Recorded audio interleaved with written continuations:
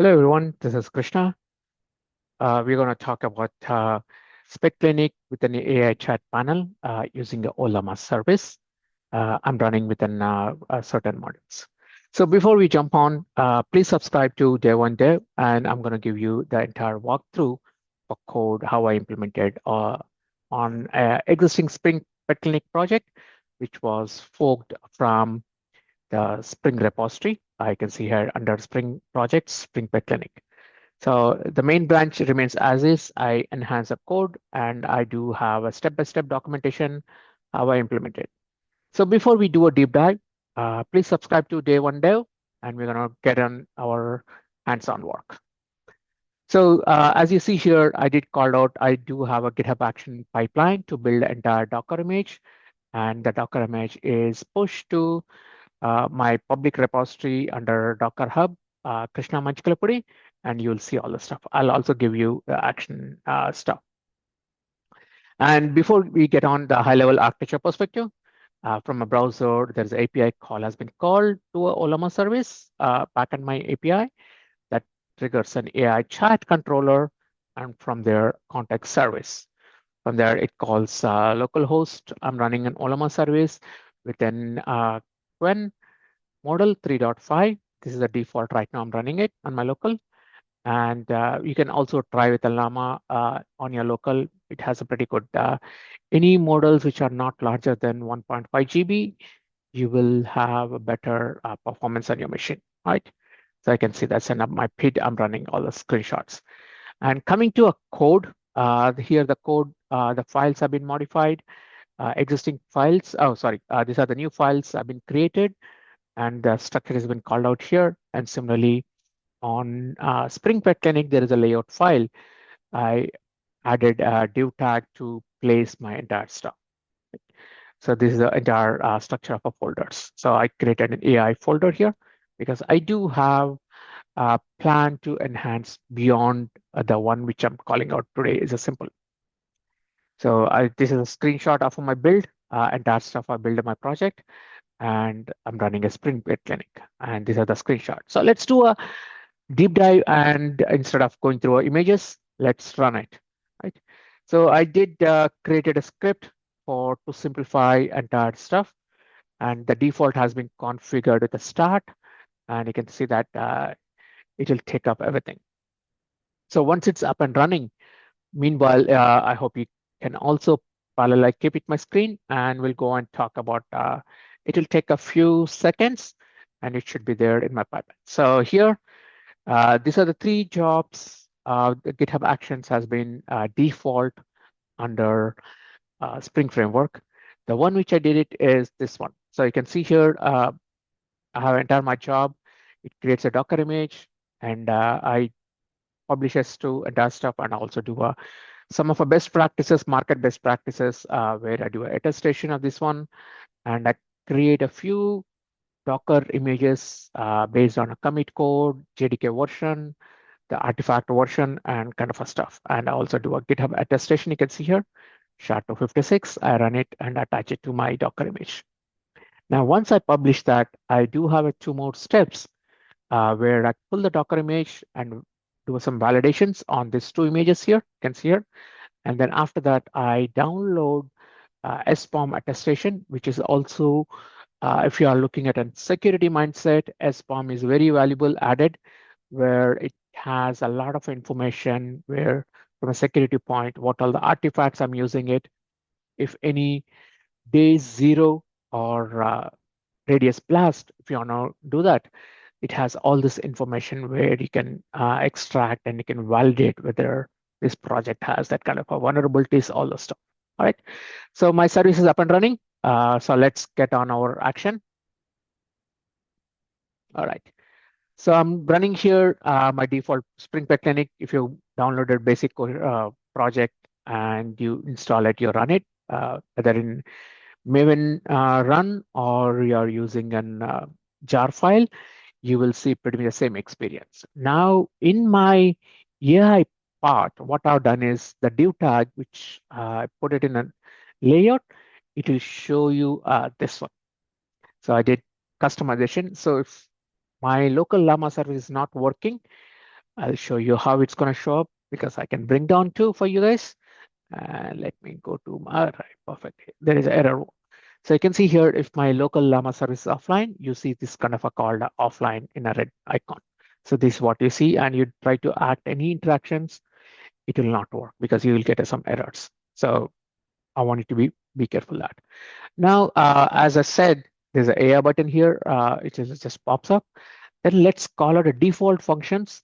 Then we'll do it. So you guys are familiar about project. You can see, you can find owners. There are 10 users here, and it's technically 10 records you have it. So now let's start with our one of our first question. Okay, I'll use a NLP command.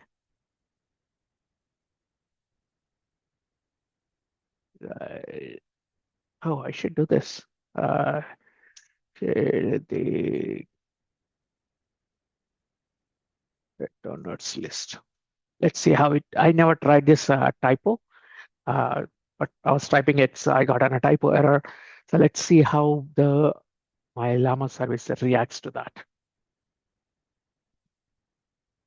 Okay, it should be any second.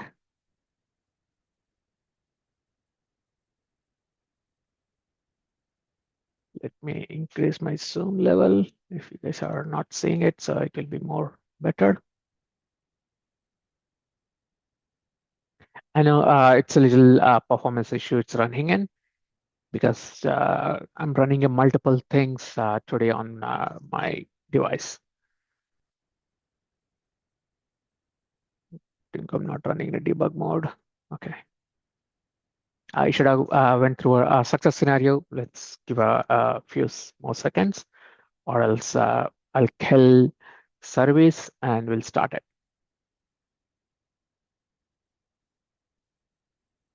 So maybe I'll come back to this one. Let me run this parallelly. Oh, perfect. I got this. All right. So if you see here, it has given me the entire pet owners list, even the typo. My LLM picked up the typo correction, and it pulls my database and extracted the complete owner list. So I can see what are you seeing here. Pretty much, let's see what is one of our database is stubborn. You see this here, or oh, here. There you go. You see pretty much at the last record.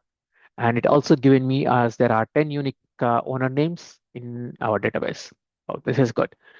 If you want to call out this more scenarios, you can do it and give me the uh, either bit types.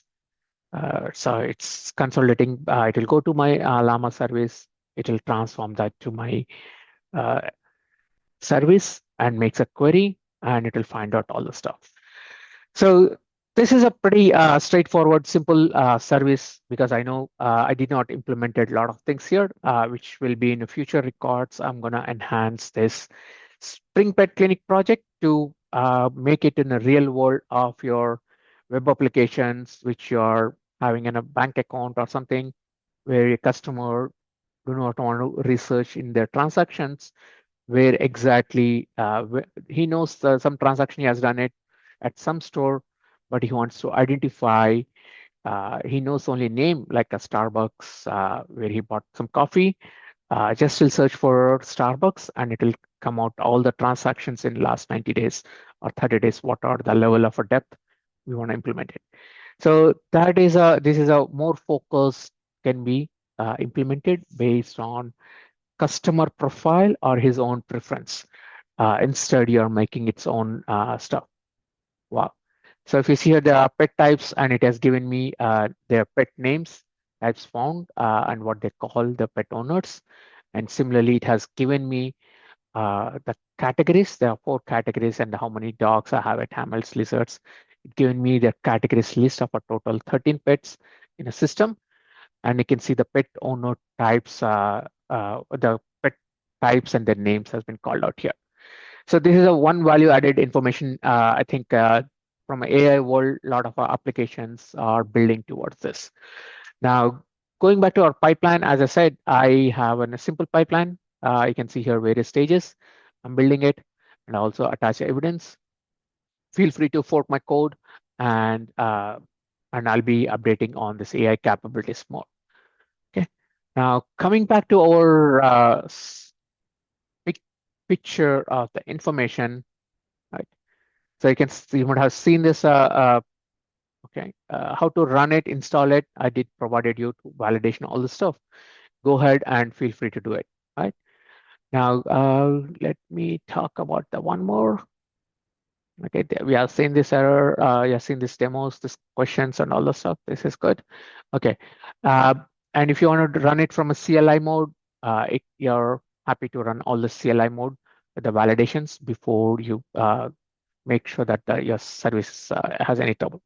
So I did call out some troubleshooting for if your Ollama service is offline, and make sure that your model you have it. At least I'm running with an qwen3.5, which is a 0.08 is the tag, which is approximately 1.3 GB file. This model is. If you want to go for a smaller one, happy to go for it, or you prefer to using a larger one, go for it.